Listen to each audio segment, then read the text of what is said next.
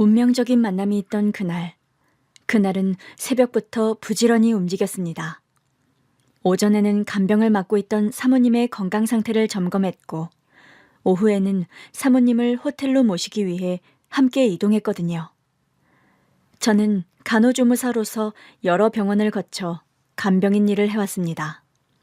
몇 년 동안 개인 환자를 돌보며 익숙한 생활 패턴을 만들어 왔지만, 한 명의 환자가 퇴원하고 나면 또다시 새로운 환자를 맡아야 하는 일이었죠.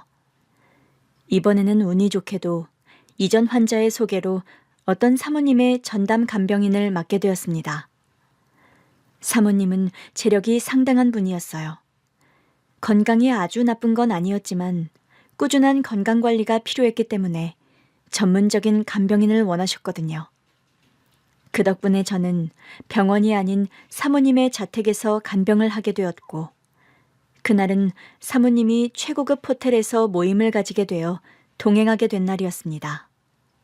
호텔 로비에 들어서자 내부는 화려한 샹들리에와 대리석 바닥이 반짝이며 고급스러움을 뽐내고 있었어요. 로비 중앙에는 커다란 꽃장식이 자리 잡고 있었고, 벽난로 쪽에는 정장을 입은 사람들이 여유롭게 차를 마시고 있었습니다. 저는 사모님과 함께 호텔 프런트로 향했어요. 오늘 모임이 늦게 끝날 수도 있어요. 내가 방을 잡아둬서 간병인도 같이 묵을 수 있게 해뒀으니 편하게 있다가 가요. 네, 사모님. 그럼 저는 로비에서 대기하고 있겠습니다. 그래요. 모임 끝나면 연락할게요. 너무 오래 서 있지 말고 소파에 앉아 있어요. 네, 사모님. 잠시 후에 뵙겠습니다. 사모님은 VIP 전용 엘리베이터를 타고 올라갔어요. 저는 사모님을 배웅한 후 로비의 한쪽 구석으로 가서 자리를 잡았습니다. 사람들이 분주하게 오가고 있었어요. 한눈에 봐도 이곳에 오는 손님들은 대부분 상류층인 듯 보였는데, 저 같은 사람이랑은 다른 세계에 사는 사람들 같이 느껴졌습니다. 가방에서 물 한 병을 꺼내 마셨고, 로비 한쪽의 넓은 소파에 앉아 잠시 휴식을 취하며 사람들을 구경하고 있었거든요. 오후 시간이 되면서 로비에는 조금씩 사람들이 붐비기 시작했어요. 정장을 갖춰 입은 남성들, 고급스러운 원피스와 정장을 입은 여성들이 삼삼오오 모여 이야기 나누는 모습이 보였어요. 잠시 핸드폰을 확인하며 시간을 보내고 있는데, 웬일인지 호텔 로비가 점점 소란스러워졌습니다. 멀리서 몇 명의 남성들이 다가오는 것이 보였는데, 그 남자들은 검은색 정장을 입고 있었고 무전기를 착용한 모습이었거든요. 직감적으로 경호원들이라는 걸 알았죠. 그 남자들 사이에서 한 노신사가 천천히 걸어오고 있었습니다. 그 노신사는 단정한 차림을 하고 있었지만 걷는 걸음걸이가 힘들어 보이더라고요. 그를 둘러싼 경호원들은 계속 주위를 경계하며 신경을 곤두세우고 있었고, 저는 별다른 생각 없이 다시 고개를 숙였습니다. 호텔 로비에는 원래 유명인사들이 자주 오가니까 크게 신경 쓰지 않기로 했죠. 그런데 갑자기 어디선가 둔탁한 소리가 들려왔습니다. 고개를 들어보니 아까 그 노신사가 로비 한가운데서 쓰러져 있었더라고요. 그분의 손은 가슴을 움켜쥔 채로 떨리고 있었고, 경호원들이 놀란 얼굴로 노신사를 둘러싸고 있었습니다. 회장님! 의사 불러! 빨리! 주변이 순간 아수라장이 되었어요. 호텔 직원들이 급히 다가왔고 손님들도 웅성거리며 그 장면을 지켜보던 그때, 저는 본능적으로 자리에서 벌떡 일어났어요. 심장 발작인가? 가만히 있을 수 없었는데 간호조무사로서의 본능이었습니다. 저는 빠르게 노신사에게 다가갔고 그 순간 모든 것이 시작되었어요. 로비 한가운데서 노신사, 경호원들이 당황한 표정으로 그를 둘러싸고 있었지만 제대로 된 조치를 하지 못하고 있었어요. 주변 호텔 직원들도 허둥지둥하며 의료진을 부르겠다고 했지만 그분을 당장 살필 사람이 없었습니다. 저는 망설이지 않았어요. 간호조무사로서 수많은 환자들을 돌봐왔고 지금 당장 해야 할 일이 무엇인지 알고 있었거든요. 가슴을 부여잡고 쓰러졌어요. 심장마비 가능성이 높아요. 지금 바로 조치를 해야 합니다. 누구십니까? 의사 선생님이세요? 함부로 몸에 손을 대시면 안 됩니다. 경호원들이 저를 막으려 했지만 저는 물러설 수 없었습니다. 저는 간호조무사입니다. 지금 당장 심폐소생술이 필요해요. 저를 막으면 이분이 위험해질 수도 있어요. 그제야 경호원들은 서로를 바라보며 머뭇거렸어요. 의료진 올 때까지만. 허락이 떨어지자마자 저는 빠르게 무릎을 꿇고 노신사의 상태를 확인했습니다. 맥박이 약해요. 의식도 없고 호흡이 불규칙적이에요. 심장이 제대로 뛰지 않는다는 뜻이었어요. 저는 곧바로 노신사의 상의를 살짝 풀어 호흡이 원활하도록 조치를 했어요. 그런데 그 순간 노신사의 손이 미세하게 떨리는 걸 느꼈습니다. 들리신다면 손가락을 움직여주세요. 하지만 노신사는 아무런 반응이 없었고 저는 곧바로 가슴 압박을 시작했어요. 하나, 둘, 셋, 넷. 정확한 속도로 가슴을 눌러 심장을 뛰게 하는 작업. 로비에 있던 사람들은 숨을 죽인 채 저를 지켜보고 있었습니다. 여기 심장 제세동기 가져왔습니다. 호텔 직원이 응급 비치되어 있던 심장 제세동기를 가져왔고 저는 바로 제세동기를 작동시켰습니다. 얼마나 지났을까? 갑자기 노신사가 세게 기침을 하며 가쁜 숨을 내뱉었습니다. 숨 쉬세요. 천천히, 깊게. 노신사는 거칠게 숨을 들이마셨고 저는 한 손으로 그의 등을 살짝 받쳐주며 호흡이 안정될 수 있도록 도왔습니다. 노신사가 정신을 차린 걸 본 경호원들이 급하게 다가왔어요. 회장님, 괜찮으십니까? 의료진이 오고 있습니다. 노신사는 여전히 숨을 가쁘게 몰아쉬고 있었어요. 하지만 그 순간 노신사의 시선이 저를 향했습니다. 희미하게 반쯤 뜬 그의 눈이 저를 똑바로 바라보고 있었거든요. 저는 그분의 호흡이 괜찮은지 살피기 위해 가까이 다가갔는데 노신사의 얼굴이 갑자기 경직되었습니다. 손이 미세하게 흔들렸고 입술이 파르르 떨리더라고요. 좀 더 안정을 취할 시간이 필요하다고 생각하던 그때 갑자기 그 노신사의 눈에서 눈물이 떨어졌습니다. 당황스럽더라고요. 괜찮으세요? 노신사는 말을 하지 못했지만 천천히 고개를 끄덕였습니다. 회장님, 왜 그러십니까? 안정된 거 아닌가요? 몸을 너무 떠시는 것 같은데요. 호흡 한번 다시 해보실게요. 하지만 노신사는 천천히 고개를 저었고 그분의 손이 제 손목을 향했습니다. 시계를 차고 있는 제 손목을 붙잡고 손목 시계와 제 얼굴을 번갈아 바라보던 그분이 아주 힘겹게 한마디를 내뱉었어요. 이럴 수가. 노신사의 눈에서 또 한 번 눈물이 흘러내렸고 제 심장이 이상하게 두근거렸습니다.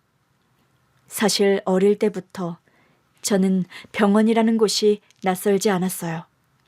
집안 형편이 넉넉하지 않아서 큰 병원을 자주 다닐 수는 없었지만 저희 엄마가 몸이 약한 편이었기 때문에 저는 어릴 때부터 엄마를 따라 동네 병원을 방문하는 일이 많았거든요. 엄마의 손을 잡고 병원에 가면 항상 하얀 옷을 입은 간호사들이 반겨줬어요. 그 중에서도 진료실 앞에서 늘 웃는 얼굴로 안내해주던 간호사 언니가 있었습니다. 엄마, 저 간호사 언니 너무 친절해요. 그렇지. 미선이도 나중에 크면 간호사가 되고 싶어? 응, 저도 저렇게 하얀 옷 입고 사람들 도와주고 싶어요. 엄마는 웃으며 제 머리를 쓰다듬었어요. 우리 미선이가 간호사가 되면 엄마도 좋겠다. 그렇게 저는 간호사가 되고 싶다는 꿈을 품게 되었어요. 하지만 현실은 쉽지 않았습니다. 아버지가 일찍 돌아가셨기 때문에 우리 집은 엄마 혼자 생계를 책임지고 있었거든요. 엄마는 새벽부터 밤까지 허리를 굽혀가며 작은 식당에서 일을 하셨어요. 그런 엄마를 보며 저는 어릴 때부터 조금이라도 도움이 되고 싶다는 생각을 했던 것 같아요. 초등학생 때부터 집안일을 도왔고 중학생이 되면서는 방과 후에 엄마 가게에서 서빙을 도와드렸는데 그때마다 엄마는 늘 이렇게 말씀하셨어요.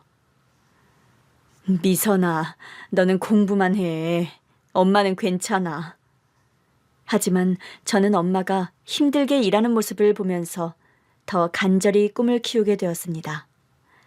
엄마처럼 몸이 아픈 사람들을 도와줄 수 있는 사람이 되고 싶다고요.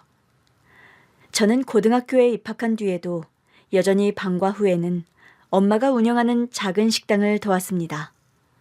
저희 엄마가 하시던 식당은 동네 한쪽에 자리 잡은 작은 백반집이었거든요. 화려하진 않았지만 단골 손님들이 많았고 늘 따뜻한 밥 한 끼를 내어주는 곳이었어요. 엄마는 늘 힘들어하면서도 손님들에게 정성껏 음식을 내주었습니다. 미선아, 오늘은 반찬 좀 담아줄래? 네, 엄마. 저는 반찬을 그릇에 담는 일과 설거지를 했는데 맛있게 드시는 손님들을 보며 이곳이 우리 가족에게 얼마나 소중한 곳인지 매일 느끼고 있었습니다. 그런데 그날 모든 것이 변해버렸어요. 고등학교 2학년 여름방학. 그날도 저는 저녁까지 식당에서 엄마를 도와드리고 있었거든요. 손님들이 하나둘 떠나고 마감을 하려던 참이었는데 그때 갑자기 어디선가 타는 냄새가 풍겼습니다. 엄마, 무슨 냄새 안 나요? 그러게, 뭐가 타는 냄새 같은데? 순간 주방 쪽에서 펑 하는 소리가 났고 놀라서 고개를 돌린 순간 주방 안쪽에서 불길이 치솟는 것이 보였습니다. 엄마, 불이야! 뭐? 엄마는 황급히 소화기를 찾으려 했지만 불길은 이미 너무 빠르게 번지고 있었어요. 미선아, 어서 나가. 엄마는요? 빨리 나가서 사람들한테 도움 요청해. 저는 재빨리 밖으로 뛰쳐나가 근처 가게 사람들에게 도움을 요청했어요. 불이야! 불이 났어요! 주변 사람들이 바로 119에 신고했고 소방차가 출동했어요. 소방차가 오기 전 엄마가 수습을 하려 했지만 불길이 너무 순식간에 번졌고 엄마도 식당을 빠져나오셨거든요. 그날 다행히도 다친 사람은 없었습니다. 식당 마감 후라 손님이 아무도 안 계시던 게 얼마나 다행인지요. 하지만 식당은 완전히 불에 타 무너져 내렸습니다. 엄마는 바닥에 주저앉아 눈앞에 잿더미를 보며 말을 잇지 못했어요. 이제 어떡하지? 엄마. 아빠가 돌아가신 뒤 그나마 우리 모녀가 생계를 이어가던 유일한 수단이었던 식당이 한순간에 사라져버렸고 엄마는 한동안 충격에서 벗어나지 못했습니다. 하지만 현실은 냉혹했어요. 화재보험을 들어둔 덕에 얼마간의 보험금을 수령했지만 다시 식당을 열기에는 턱없이 부족한 돈이었습니다. 식당이 없어진 뒤로 집세와 생활비를 벌어야 했고 엄마는 다른 식당에서 아르바이트라도 하겠다며 여기저기 발을 동동 굴렀습니다. 그때 저는 결심했어요. 나 고등학교 졸업하고 바로 취업할 수 있게 할게요. 간호조무사 자격증을 따서 빨리 일을 시작하려고요. 미선아, 너 간호사 되는 게 꿈이었잖아.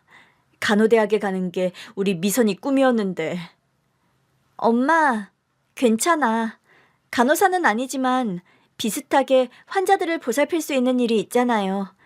나 꼭 간호조무사가 되고 싶어. 그리고 지금 우리 집 상황에서는 내가 빨리 돈을 버는 게 필요한 것 같아. 간호대학에 대한 꿈을 접고 간호조무사가 되겠다고 말씀을 드린 날, 엄마는 끝내 눈물을 흘렸습니다. 미안하다, 미선아. 이렇게 널 힘들게 해서. 엄마, 나 정말 괜찮아. 꼭 간호조무사 돼서 엄마 힘들지 않게 할 거예요. 엄마, 아무 걱정하지 마. 그렇게 저는 간호대학 대신 간호조무사 자격증을 취득하기 위해 직업학교에 등록을 했습니다. 낮에는 수업을 듣고 저녁에는 다른 아르바이트를 하면서 하루하루를 바쁘게 지냈어요. 그러다 처음 현장 실습을 나갔을 때 저는 진짜 병원에서 간호 업무를 배우는 기쁨을 느꼈습니다. 환자들의 손을 잡아주고 힘들어하는 사람들을 도와줄 때마다 가슴이 벅차올랐어요. 물론 간호사가 아닌 간호조무사로 시작해야 했지만 그게 중요하진 않았습니다. 누군가를 돕는 일을 할 수 있다는 것만으로도 충분했거든요. 이후 간호조무사 자격증을 취득했고 바로 병원에 취업해서 일을 시작했습니다. 처음부터 쉽지는 않았습니다.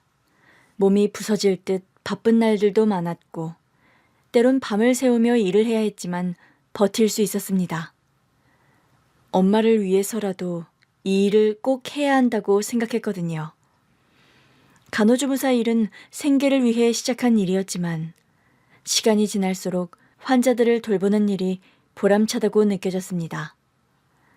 힘들고 지칠 때도 많았지만 누군가를 도와줄 수 있다는 생각이 저를 버티게 해줬어요. 그런데 그때 제 인생을 바꿀 사람을 만나게 되었습니다. 그날은 유난히 분주한 하루였어요. 저는 오전부터 환자 돌보랴, 차트 정리하랴, 정신없이 움직이고 있었거든요. 그러다 병실로 약을 전달하러 갔을 때 병실 문 앞에서 한 남자가 서 있는 걸 보게 되었습니다. 그 남자는 보호자용 의자에 앉아 있었어요. 단정한 차림이었지만 피곤한 기색이 역력해 보이더라고요. 어머니로 보이는 분이 병상에 누워 계셨고 그 남자는 어머니를 걱정스럽게 바라보고 있었습니다. 저는 조용히 다가가서 차트를 확인했어요. 보호자분이신가요? 아, 네. 어머니 보호자로 왔습니다. 어머님께 약을 드릴 시간이어서요. 잠시만요. 저는 어머니께 다가가 약을 챙겨드렸어요. 그리고 간단한 건강 상태를 체크한 후 보호자인 남자에게 설명을 했습니다. 어머님께서는 식사 후에 이 약을 꼭 드셔야 해요. 그리고 밤에는 수분 섭취를 조금 줄이시는 게 좋아요. 네, 알겠습니다. 그는 제 말을 진지하게 들으며 고개를 끄덕였고 그렇게 짧은 대화를 나눈 게 시작이었습니다. 남자의 어머니는 2주 동안 병원에 입원해 계셨거든요. 그동안 남자는 매일같이 병실을 찾아왔어요. 저는 매일 병실을 돌며 환자들의 상태를 살폈는데 갈 때마다 남자가 어머니를 보살피는 모습을 보게 되었습니다. 그 남자는 늘 어머니 옆에서 정성스럽게 간호했고 조금이라도 불편해 보이면 바로 와서 도움을 요청했어요. 저기, 혹시 오늘 어머니 혈압이 어땠나요? 조금 높긴 했지만 크게 걱정할 정도는 아니에요. 다행이네요. 어머니가 혈압약을 드시고 나면 좀 어지러워하셔서. 네, 그럴 수도 있어요. 보호자분이 신경 많이 쓰시네요. 네, 어머니랑 단둘이 살아서요. 어머니한테는 저밖에 없거든요. 그 말을 듣는 순간 저는 왠지 모르게 남자에게 친근함을 느꼈고 그냥 솔직한 저의 집 상황을 말해버렸습니다. 저도 그래요. 어머니랑 둘이 살아요. 남자는 놀란 듯 저를 바라봤어요. 아, 정말요?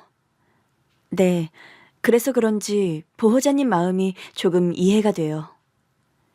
남자는 미소를 지었어요. 그렇게 우리는 서로의 사정을 알게 되었고 그 후로도 병원에서 마주칠 때마다 자연스럽게 대화를 나누게 되었습니다. 남자의 어머니께서 퇴원하던 날, 저는 마지막으로 병실을 정리하고 있었는데 남자가 병실 밖에서 서 있었어요.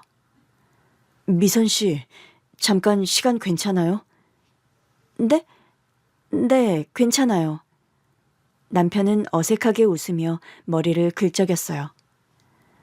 그동안 어머니를 잘 돌봐주셔서 감사했어요. 덕분에 어머니도 편하게 지내셨고요. 별 말씀을요. 보호자분이 워낙 잘 챙기셔서요. 그러니까 혹시 시간 되시면 밥 한번 같이 먹을 수 있을까요? 네? 어머니도 퇴원하셨고 그냥 미선 씨랑 이야기 나누는 게 편해서요.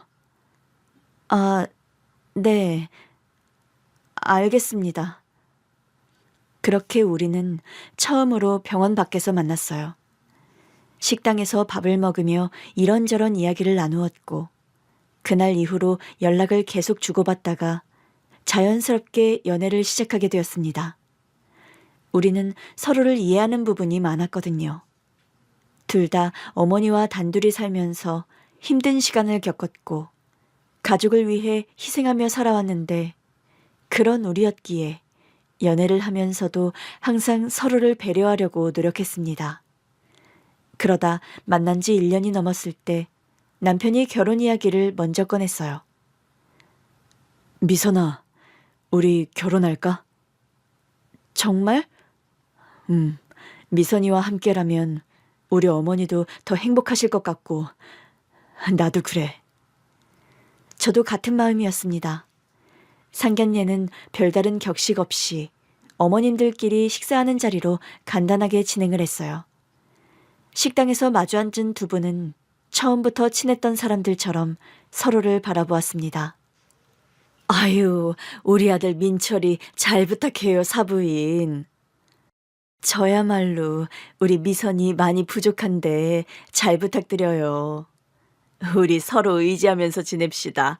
이제 가족이잖아요. 네, 그래요. 가족이 됐네요. 그렇게 우리는 가족이 되었습니다. 저는 결혼 후에도 간호조무사 일을 계속했어요. 병원에서 일하는 게 힘들 때도 많았지만 남편은 늘 저를 응원해 주었어요. 미선아, 오늘 하루도 고생했어. 나 너무 피곤해. 그럼 오늘 저녁은 내가 할게. 정말? 당연하지. 나 요리 잘하는 거 알잖아.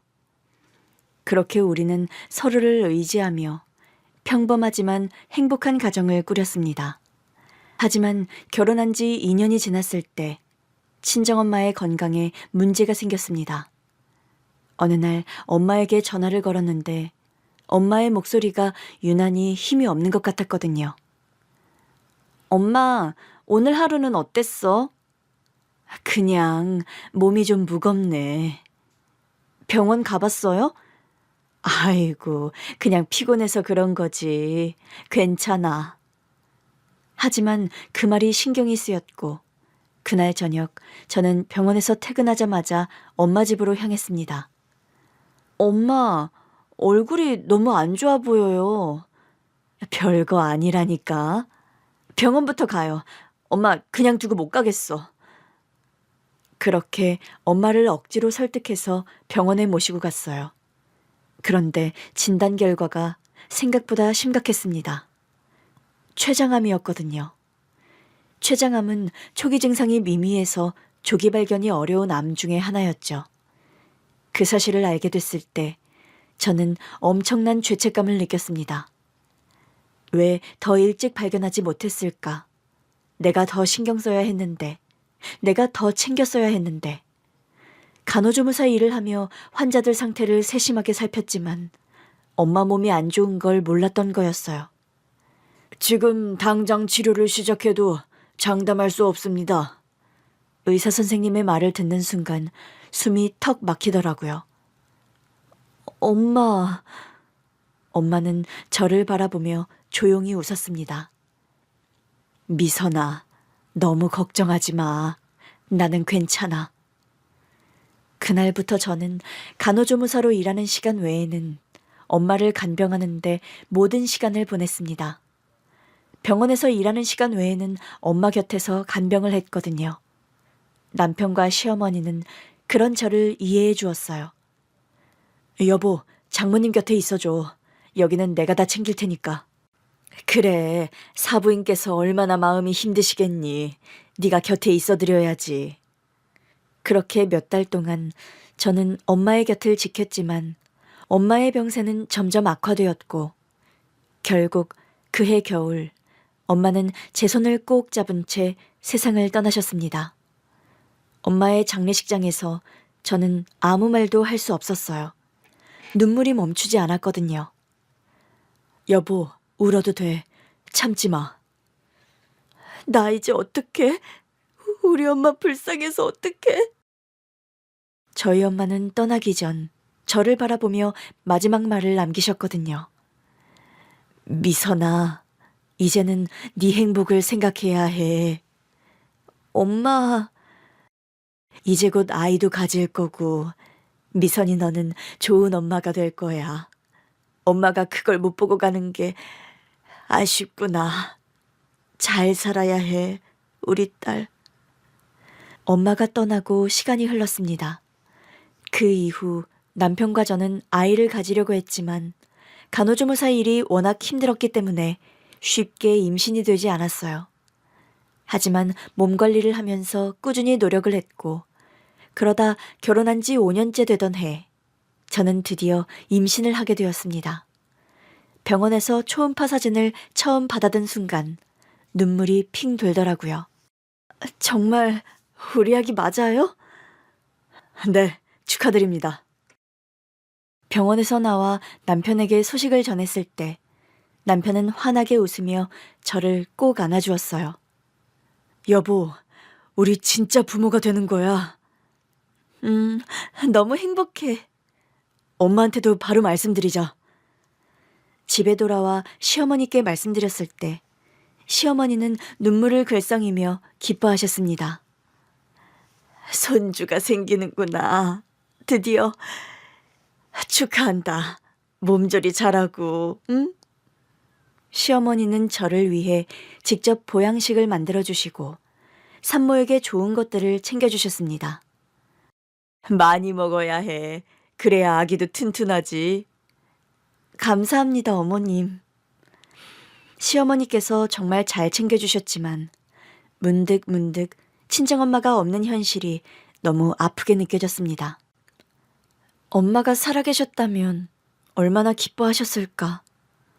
남편은 제 손을 잡으며 위로해줬어요. 장모님도 하늘에서 보고 계실 거야. 그렇게 저는 기쁨과 아쉬움이 교차하는 감정 속에서 엄마가 없는 출산을 준비해야 했습니다. 10달이 지나 아들을 처음 품에 안았을 때 저는 믿기지 않았습니다. 따뜻하고 작고 연약한 존재. 이 작은 생명이 제게 찾아왔다는 사실이 경이로웠거든요. 병실에 누워 아기를 안고 있는 제 옆에서 남편은 조용히 눈물을 훔쳤어요. 여보, 정말 너무 고생했어. 우리 아기 예쁘지? 당연하지. 엄마 닮아서 아주 예쁘지. 건강하게 태어나서 너무 다행이야. 그때 시어머니가 병실로 들어오셨습니다. 우리 손주 세상에 태어나줘서 고마워. 저는 아기를 꼭 안아주며 속삭였어요. 우리 아가 엄마가 많이 사랑해. 그렇게 저희 가정은 새로운 기쁨으로 가득 찼습니다.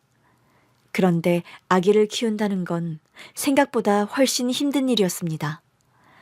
저 역시도 엄마가 처음인지라 초반에 아주 애를 먹었거든요. 밤마다 아기가 깨고 울고 젖을 먹이고 기저귀를 갈고 정말 하루하루가 어떻게 지나가는지 모르겠더라고요. 하지만 남편이 적극적으로 육아에 참여하며 함께해 주었습니다. 여보, 오늘은 내가 아기 목욕시키고 재울게. 괜찮아요. 회사 다녀오느라 피곤할 텐데. 아니야, 나도 아빠니까 해야지. 남편은 서툴지만 열심히 육아를 도왔고 시어머니도 자주 집에 오셔서 손주를 돌봐주며 저를 도와주었습니다. 동현이 엄마야, 좀 쉬어라. 내가 잠깐 안고 있을 테니까. 어머님, 괜찮아요. 얼른 가서 눈 붙여. 새벽에도 못 잤을 거 아니야. 어머님, 너무 감사합니다. 그럼 저 잠깐만 눈 좀 붙일게요. 아들이 태어난 후 저는 일을 그만둔 뒤 육아에 전념하며 바쁘지만 행복한 나날을 보냈습니다. 신생아 때는 이 조그만 아기가 언제 커서 걷고 뛰려나 했는데 시간이 빠르게 흐르더라고요. 아들은 건강하게 자랐고 어느덧 초등학교 입학을 앞두고 있었습니다. 그날도 평범한 아침이었어요. 남편은 출근 준비를 하고 있었고 저는 아들 유치원에 보낼 준비를 하고 있었거든요. 엄마, 나 오늘 유치원 끝나고 놀이터 가도 돼? 그래, 유치원 다녀와서 엄마랑 갔다 오자. 우리 아들, 주말에는 엄마 아빠랑 놀러 가자. 동현이 지난번에 놀이공원 가고 싶다고 했지? 진짜? 약속했어, 아빠? 약속. 남편은 아들의 머리를 쓰다듬고 가방을 챙겨 출근을 했습니다. 여보, 오늘 저녁은 일찍 올게. 다 같이 밥 먹자. 네, 조심해서 다녀와요. 그렇게 남편은 집을 나섰어요. 하지만 그날 저녁, 남편은 돌아오지 않았습니다. 일찍 오겠다고 했던 사람이 오후 8시가 지나도 집에 오지 않았거든요. 일이 늦어지나 싶어 연락을 했지만 전화를 받지 않았고 기다리던 중 한 통의 전화가 걸려왔습니다. 정말 받고 싶지 않았던 연락. 남편이 사고를 당했다는 소식이었어요. 핸드폰을 쥔 채 한동안 그대로 얼어붙어 있다가 정신을 차린 뒤 택시를 잡아 타고 병원으로 달려갔습니다. 병원에 도착했을 때 응급실에는 경황 없어 보이는 직원들이 분주하게 움직이고 있더라고요. 제 남편 어딨어요? 남편을 찾아 헤맨 끝에 남편의 치료를 담당한 의사 선생님을 만났거든요. 한 가닥의 희망을 품고 기다리고 있었는데 의사 선생님의 말을 듣는 순간 세상이 무너지는 것 같았습니다. 죄송합니다. 모든 조치를 했지만 끝내. 거짓말이죠? 선생님, 아니죠? 제발 아니라고 해주세요. 제발 안 돼요. 우리 남편 이렇게 가면 안 돼요. 우리 아들이 아직 어린데 이럴 수는 없어요. 여보. 믿기지 않았지만 현실은 냉혹했습니다. 남편은 저와 어린 아들을 남겨둔 채 세상을 떠났어요. 마지막 인사조차 하지 못한 게 평생의 한이 되었습니다. 장례식장에서 저는 아무 말도 할 수 없었어요. 눈물이 멈추지 않았거든요. 아직 어린 아들은 뭔가 이상하다는 걸 눈치챘지만 정확히 무슨 일이 일어났는지 이해하지 못하는 것 같았습니다. 엄마, 아빠 언제 와? 저는 아들을 꼭 안아주며 말했습니다. 아빠는 이제 하늘에서 우리를 지켜볼 거야. 아들은 눈을 동그랗게 뜨고 저를 바라봤어요. 아빠가 별이 되는 거야? 우리 아들이 어디에 있어도 아빠가 항상 보고 계실 거야. 시어머니는 조용히 제 손을 잡아주셨어요. 우리 이제 어떻게 해야 하니? 어머님. 장례식장에서 시어머니를 부둥켜 안고 한참을 울었습니다. 남편의 빈자리는 너무나 크게 느껴졌어요. 저는 남편을, 아들은 아빠를, 그리고 시어머니는 아들을 잃은 거였어요.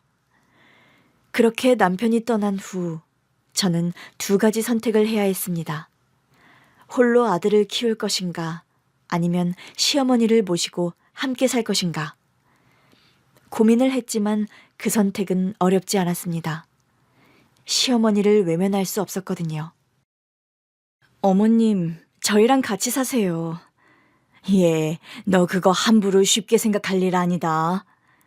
왜요, 어머님? 동현 엄마야, 너 아직 젊고 앞으로의 일은 어떻게 될지 모르는 거야. 내가 있으면 혹시라도 나중에 껄끄럽게 되면 어떻게 하니? 앞으로의 일이라뇨? 어머님, 어떤 말씀하시는지 알겠어요. 그치만 저는 그런 생각 없어요. 저한텐 이제 우리 동현이랑 어머님뿐이에요. 어머님도 혼자 계시면 안 돼요. 우리 같이 살아요. 그렇게 저는 시어머니와 함께 살게 되었습니다. 생활비, 그리고 아들을 키우기 위해 저는 다시 일을 시작해야 했어요. 정말 다행히도 시어머니가 아들을 돌봐주셨기 때문에 저는 다시 간호조무사 일을 할 수 있었습니다.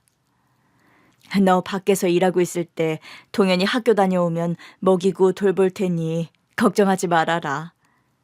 어머님, 감사합니다.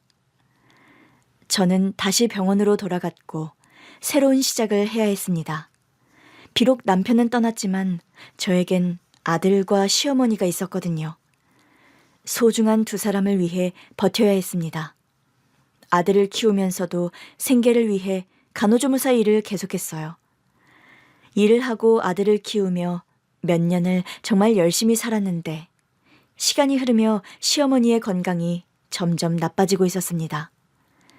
처음에는 단순한 관절염과 소화불량이었어요. 요즘 손목이 자꾸 아프네. 힘도 없고. 병원 가서 검사 받아보셔야 하는 거 아니에요? 그냥 나이 들어서 그래. 조금 쉬면 괜찮아질 거야. 하지만 어머니의 증상은 점점 심해졌어요. 손목뿐만 아니라 허리와 다리까지 아프다고 하셨고 점점 걷는 것도 힘들어 하셨거든요. 식사량도 점점 줄어들었습니다. 어머님, 오늘 반찬 입에도 안 대셨네요? 입맛이 없어서 그래. 미안하다. 괜히 음식 해놓고. 아니에요. 그런데 너무 적게 드시면 기운이 더 없으실 텐데요. 그러던 어느 날 어머님이 아침에 일어나지 못하셨어요. 어머니, 괜찮으세요? 어머니는 힘없이 눈을 뜨셨지만 몸에 힘이 빠져서 움직이지 못한다고 하셨고 저는 급히 병원으로 모셨습니다. 검사 결과 노인성 퇴행성 질환과 신부전 초기 증상이 동반된 상태였어요. 연세가 있으셔서 자연스러운 노화 과정이지만 약물 치료와 재활이 필요합니다. 치료하면 나아질 수 있을까요? 급격히 악화되는 걸 늦출 수는 있지만 완치는 어렵습니다. 그 말을 듣는 순간 저는 가슴이 철렁 내려앉았어요. 그날부터 저는 일을 하면서도 어머니를 간병하는 시간을 보내야 했습니다. 아침마다 어머니의 식사를 챙기고 약을 챙겨드리고 혈압을 재며 상태를 살폈거든요. 저녁이 되면 시어머니의 다리를 주무르고 침대에서 편히 주무실 수 있도록 도와드렸어요. 어머님, 오늘은 몸이 좀 어떠세요? 괜찮아. 동현애미 네가 이렇게 돌봐주니 고맙지. 하지만 시간이 지날수록 어머니는 점점 더 기운이 없어지셨고 거동이 어려워지셨습니다. 그러다 3년이 지나자 결국 시어머니는 더 이상 일어나지도 못하고 침대에만 누워 계시게 되었어요. 어머님의 마지막 순간이 다가올 때쯤 저는 어머님 곁을 떠나지 않았습니다. 손을 꼭 잡고 따뜻한 물수건으로 얼굴을 닦아드리며 지켜드렸거든요. 그러던 어느 날 어머님이 저를 부르셨어요. 동현애미야. 네, 어머님. 여기 이거 받아. 시어머님께서는 손을 떨며 오래된 명품 시계 하나를 건네셨는데 저는 놀라서 시계를 바라보았습니다. 어머님, 이게 뭐예요? 이 시계 말이다. 이게 민철이 친아빠 거야. 저는 순간 숨이 멎을 것 같았어요. 남편의 친아버지? 오래전에 돌아가셨다고 들었고 별다른 이야기를 들은 게 없었거든요. 민철이 친아빠를 찾아. 그리고 며느리 사랑 듬뿍 받으면서 살아야지. 어머님, 그게 무슨 말씀이세요? 아버님은 오래전에 돌아가셨다고. 너무 놀라 말이 잘 나오지 않았습니다. 오래전에 돌아가셨다는 분을 찾아 며느리 대접, 사랑을 받으라니. 어머님 상태가 악화되어 뭔가 혼동을 하시는 건가 그런 생각이 들었거든요. 그때 어머님께서 힘겹게 미소를 지으며 제 손을 잡았습니다. 그리고 조용히 눈을 감으셨어요. 그렇게 시어머니는 남편을 따라 떠나셨습니다. 장례식에서 저는 또 한 번 사랑하는 가족을 떠나보내야 했어요. 엄마, 할머니는 아빠한테 가신 거야? 그랬을 거야. 아빠 혼자 외로울까 봐. 그래도 아빠랑 할머니가 같이 나란히 곁에서 우리를 지켜주실 거야.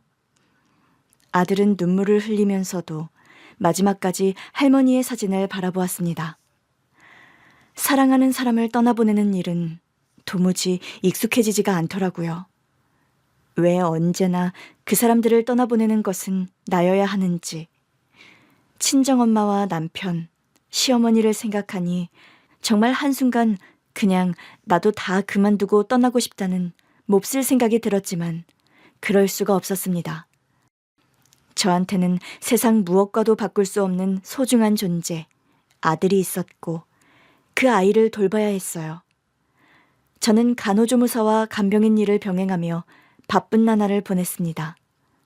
그때부터 간병인 일을 같이 하게 되었고 하루하루를 바쁘게 살다 보니 시어머니께서 남긴 시계와 유언에 대한 생각은 점점 잊혀졌습니다.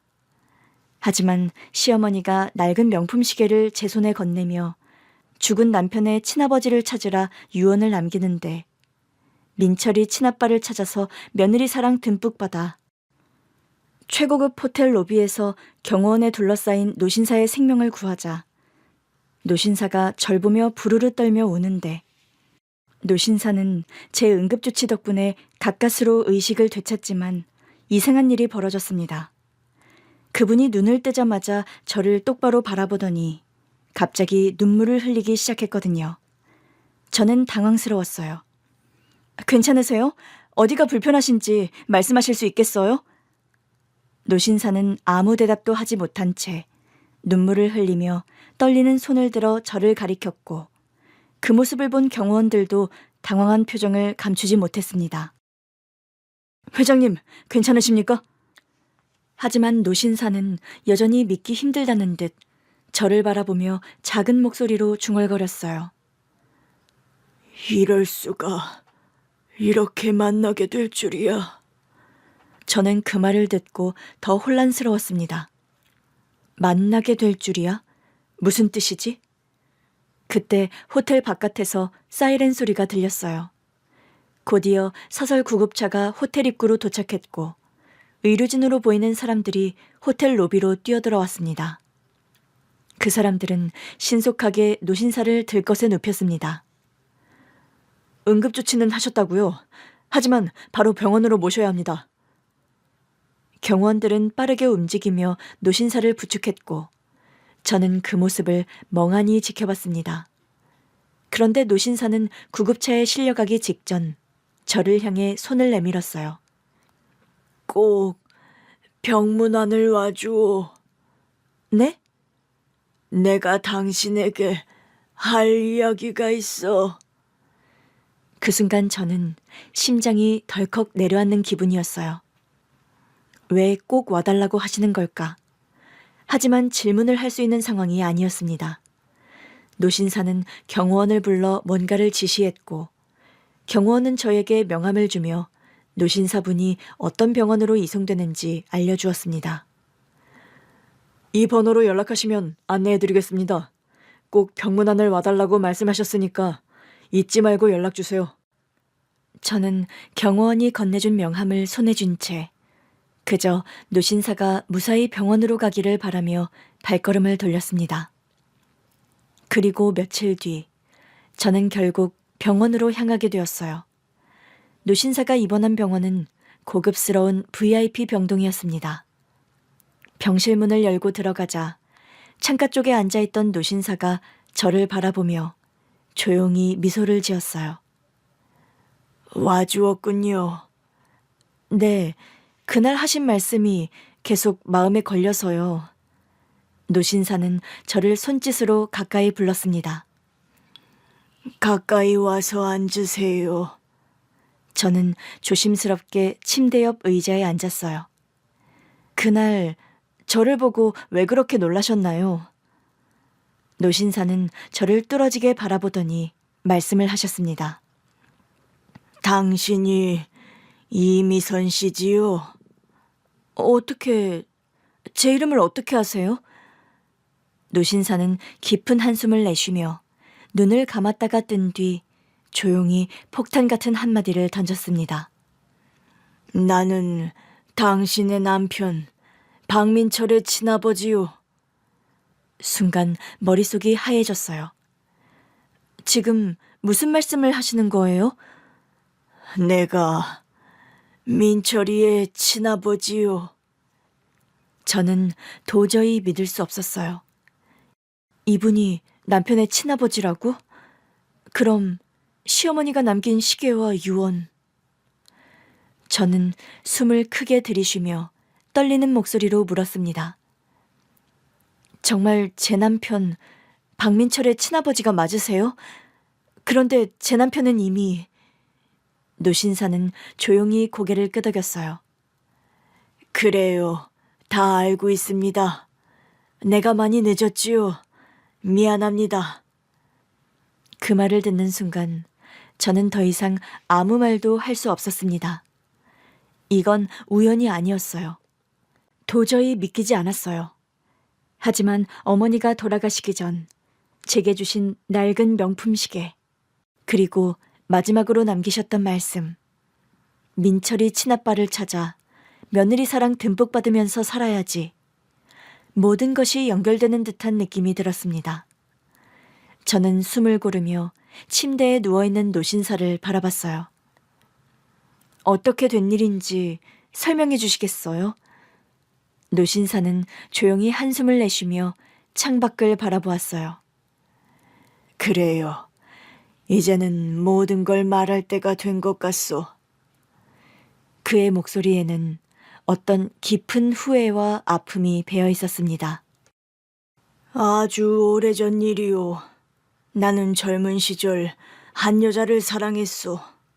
그녀는 참 따뜻한 사람이었소. 나와 다른 환경에서 자랐지만 늘 환하게 웃으며 내 곁에 있었지. 하지만 내 집안에서는 그 사랑을 인정하지 않았소. 왜 그랬나요? 내 가문은 전통을 중시하는 곳이었소. 부모님은 이미 나를 위해 정해놓은 약혼자가 있었고, 내가 사랑하는 사람과 함께하는 걸 허락하지 않으셨소. 그는 깊은 한숨을 쉬었습니다. 우리는 결국 헤어질 수밖에 없었소. 나는 부모님의 뜻을 거스를 수 없었고 그녀를 지키지 못했소. 저는 그 말에 가슴이 먹먹해졌습니다. 어머님께서, 그러니까 저희 시어머니께서 그 사실을 알고 계셨나요? 알고 있었소. 하지만 그녀는 한마디 원망도 하지 않았소. 그녀가 떠나기 전 나는 그녀에게 내가 아끼던 시계를 선물했는데 그때 나는 미처 몰랐소. 그 시계가 그녀가 나를 기억하는 마지막 증표가 될 줄은. 나는 그녀와 헤어진 뒤 부모님의 뜻에 따라 정해진 결혼을 했소. 그는 한동안 말을 잇지 못했고 저는 손목에 차고 있던 시계를 바라보았습니다. 생각해보니 그날 노신사분이 쓰러져서 응급조치를 하던 그때도 어머님의 유품인 이 시계를 하고 있었네요. 그분 역시도 한동안 그 시계를 바라보다 말씀을 이어하셨습니다. 그리고 사업에 몰두하며 살았소. 그것만이 내가 살 수 있는 길이라고 생각했거든. 그러던 어느 날 아주 우연히 그녀가 아들을 키우고 있다는 소식을 들었소. 그게 남편이었군요. 그래요. 하지만 나는 확인할 길이 없었소. 그때는 이미 시간이 너무 많이 흘러버렸고 내가 그 아이의 아버지라는 증거도 없었으니까. 그리고 나는 이미 가정을 이루고 있었기 때문에. 그래서 아무것도 하지 않으신 건가요? 노신사는 쓴웃음을 지었습니다. 그게 내 인생 가장 큰 실수였소. 세월이 흐르고 나는 점점 후회가 커졌소. 나는 그 아이를 한 번이라도 보고 싶었소. 염치가 없지만, 내가 그 애들 만날 자격은 없지만, 그래도 내 아들이 맞다면 내 잘못을 사과하고 싶었거든. 그래서 남편을 찾으셨나요? 노신사는 힘겹게 고개를 끄덕였습니다. 찾았지. 사람을 시켜 찾았는데 내가 그들을 찾았을 때는 이미 늦었소. 그녀도 그리고 내 아들도 이 세상 사람이 아니었거든. 저는 숨이 멎을 것 같았어요. 남편도 어머님도. 그래요. 내가 너무나 늦은 거지. 내가 그녀를 떠나지 않았다면, 내가 조금만 더 일찍 용기를 냈다면, 그런 후회가 내 가슴을 짓누르고 있었소. 한참 동안 침묵이 흘렀는데 차마 뭐라고 말해야 할지 몰랐습니다. 그러다 시계를 풀어 그분에게 보여드렸습니다. 저희 어머님께서는 돌아가시기 전 제게 이 시계를 주셨어요. 노신사는 두 손으로 그 시계를 가져가서 조심스럽게 손끝으로 시계를 어루만졌어요. 이 시계, 내가 그녀에게 줬던 거요. 그분은 시계를 꼭 쥐고 마치 지난 시간 속으로 돌아가고 싶다는 듯 떨리는 목소리로 말씀하셨습니다. 그녀가 이걸 끝까지 가지고 있었군요. 저희 어머님께서는 마지막 순간까지도 이 시계를 간직하고 계셨어요. 그분은 눈을 지그시 감은 채 한동안 말이 없다가 조용히 속삭였습니다. 나는 너무 많은 걸 잃어버렸구나. 저는 그 모습에서 평생을 후회 속에 살아온 한 남자의 깊은 상처를 보았습니다. 그분은 후회하고 있었어요. 너무 늦게 찾았다는 걸, 이제는 돌이킬 수 없다는 걸. 시계를 어루만지는 그 손은 마치 잃어버린 시간을 붙잡으려는 듯 조심스럽고도 애틋한 손길이었습니다. 이 시계를 그녀가 끝까지 가지고 있었다니. 그분은 손을 떨며 시계를 가슴에 품었습니다. 내가 너무 늦었지만 이제라도 당신을 만날 수 있어서 다행이요. 저는 아무 말도 하지 못했어요. 머릿속이 복잡했고 이 상황이 아직도 믿기지 않았거든요. 이분이 정말 남편의 친아버지, 그리고 제 아들의 친할아버지? 노신사는 지그시 나이가 든 뒤에 아들과 어머님을 찾으려 했지만 그때는 이미 두 사람 모두 세상을 떠난 뒤였고 남겨진 흔적을 더듬어가는 과정에서 제가 남편의 아내였다는 사실을 알게 되었다고 했습니다. 나는 내 아들을 직접 보지도 못했소. 아버지로서 아무것도 해주지 못했소. 하지만 이제라도 당신과 손자를 위해 내 남은 삶을 바치고 싶소. 그 말에 숨이 멎을 것 같았습니다. 그게 무슨 말씀이세요? 나는 당신, 그러니까 내 며느리와 손자를 보살펴주고 싶소. 그것을 허락해 주겠소. 그 말을 들은 뒤 저는 생각이 많아졌습니다. 지금까지 혼자서 살아왔잖아. 그리고 이분은 어머님을 떠난 후 한 번도 찾아오지 않았는데 이제 와서? 솔직히 원망스러운 마음이었거든요. 평생 아빠의 존재를 모른 채 살았을 남편을 생각하니 마음이 아팠습니다. 저는 지금까지 제 힘으로 살아왔어요. 알고 있소. 혼자 힘으로 아들을 키우고 일을 하면서 버텨왔어요. 남편이 먼저 떠났고 그 이후 어머님을 모시며 어머님 떠날 때까지 곁을 지켰고 아들을 키우고 있어요. 그런데 갑자기 나타나서 도와주겠다고 하시니까 솔직히 혼란스럽네요. 충분히 이해하오. 저는 그냥 이제 와서 남편의 친아버지라고 나타나서 뭔가를 해주겠다고 하는 게 저는 말을 끝맺지 못하고 고개를 숙였습니다. 그때 문득 떠오른 얼굴이 있었어요. 내 아들. 아들은 이제 12살이 되었고 점점 커가고 있었어요. 앞으로 더 많은 걸 경험해야 했고 더 넓은 세상을 만나야 했죠. 하지만 그동안 혼자 힘으로 버티느라 아들에게 충분한 걸 해주지 못했다는 생각이 들었거든요. 다른 것보다 아들에게는 저 말고 다른 가족이 없다는 사실이 뼈아프게 다가왔습니다. 그 순간 그분이 조용히 말씀을 하셨습니다. 미선 씨, 나는 당신이 내 도움을 거절할 거라는 것도 알고 있소. 하지만 당신은 혼자가 아니오.